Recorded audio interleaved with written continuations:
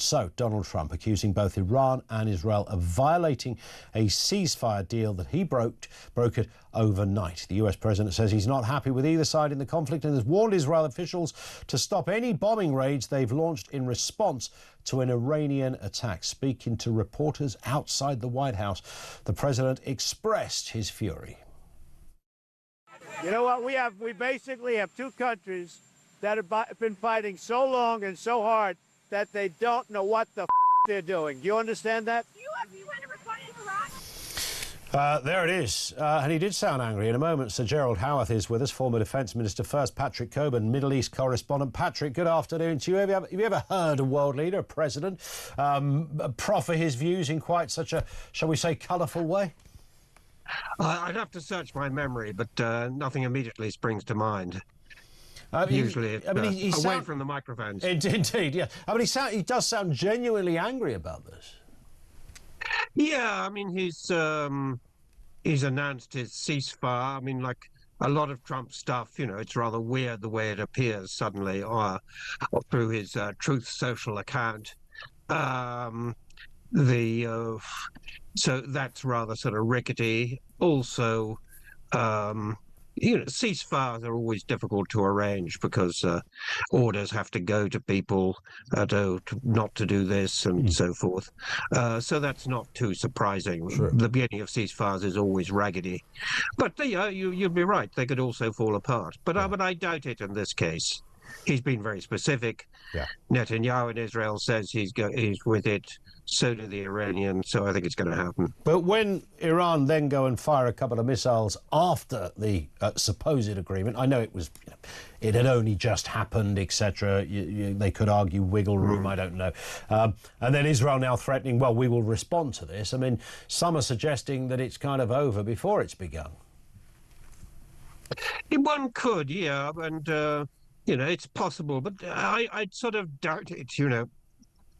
When Trump has got the agreement of both and he sort of announced it, then, you know, I think it's going to happen. He's been talking to Netanyahu from Air Force One which was after that graphic clip that you've just shown. So the Israelis, at the end of the day, can't do much that the US doesn't green light, and certainly that Trump greens light. So I think the likelihood is that this is going to occur, that there is going to be a ceasefire. How long that ceasefire lasts, you know, if we're talking weeks or months, is a different question, but I think this one's going to happen. I mean, some would argue that it was the most sort of almost perfect geopolitical example of diplomacy in a curious way, even though it did involve, you know, a certain amount of military might. You know, they neutralized Iran's nuclear capability.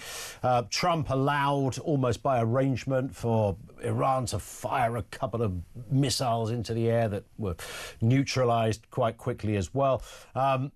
Israel can say they're no longer a threat. So everyone's sort of had their say. Everyone's had their moment in the spotlight, as it were. Job done.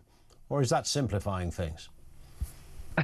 I think it is, unfortunately, because, you know, the job is never done in the Middle East. True. And it hasn't been for the last century or so. So I doubt if it's going to be done now. You know, there are certain things that have happened that Israel and the US are now much more the dominant powers in the Middle East than they were. You know, we've seen that Iran couldn't put up any sort of air defense against being bombed, just like Gaza or Beirut or somewhere. So it's a diminished power. Those things have changed, and I think that that's long term. But you know, but it's also, you know, it's not a sort of mission accomplished moment. You know, as President George W. Bush thought it was after the invasion of Iraq. This will go on and on because it involves millions of people. You know, we're looking at Iran at the moment, but, you know, actually more people are being killed in Gaza than are being killed in Iran. That's going on and on. That's producing great sort of wells of hatred across the region. Does it need something's been resolved? Do some of these countries, namely Iran and Israel, would regime change make a difference? It's often said if there was an election in Israel tomorrow, Netanyahu would not get elected if he was the man whose name was on the ticket. And certainly the Ayatollah isn't exactly somebody who enamors the average Iranian with confidence. I don't think there will be, because these governments are sort of difficult to get out of power, you know.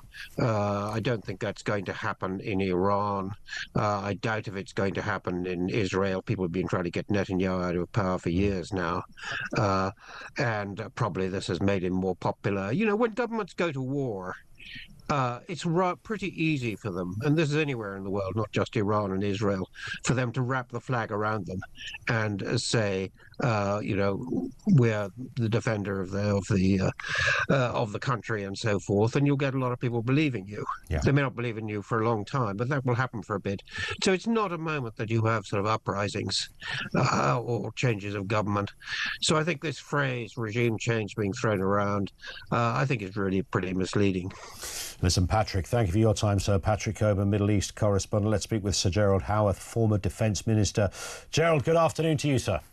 Good afternoon to you, Ian. Always nice to have you with us. So last night there I was around about 6 o'clock in the evening, about to eat my jacket potato, and I thought, hello, here we go. World War III is about to start. Iran have responded. I had images of the RAF and all manner of other allied countries around the world, from Poland to Australia, telling their military to be prepared for an allied assistance somewhere.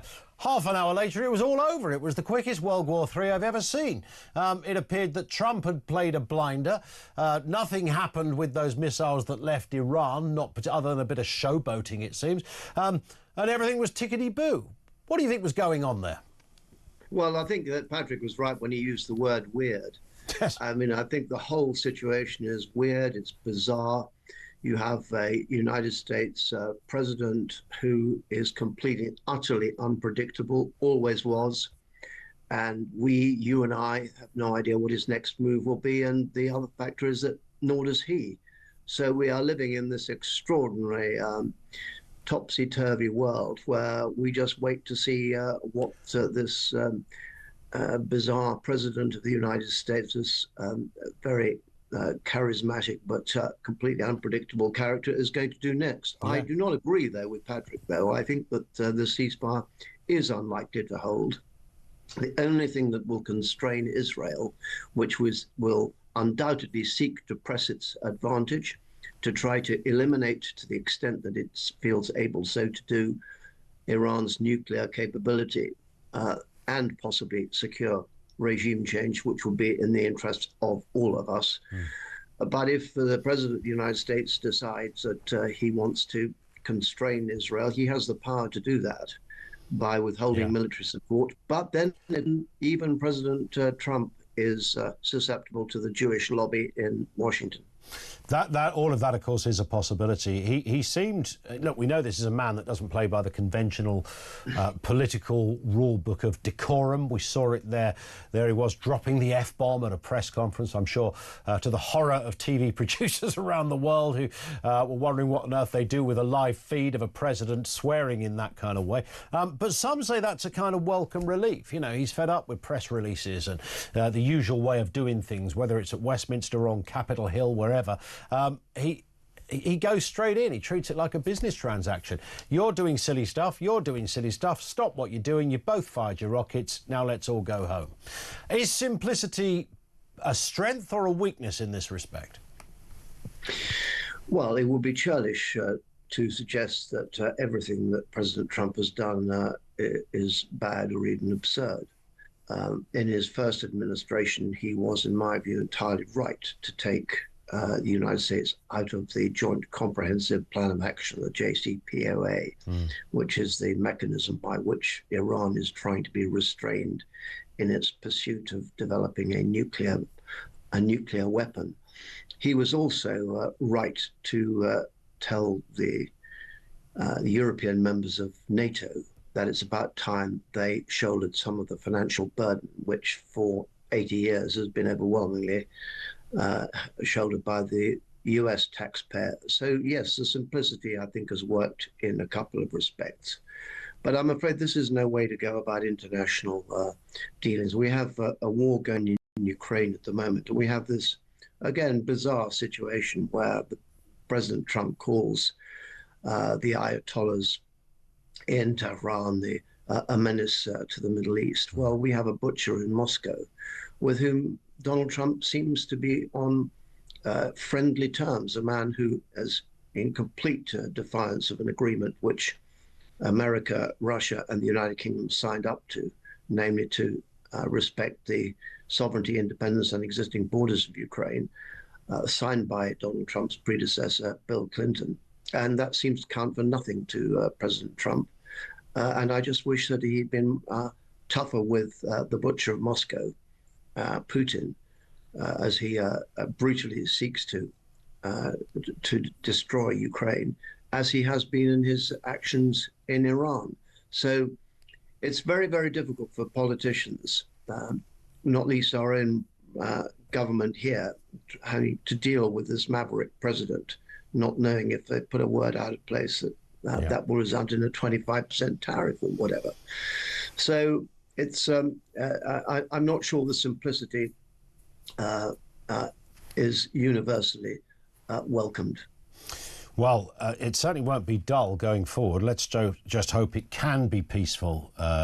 Gerald, thank you for your time, Sir Gerald Howarth, former Defence Minister, with us on the programme.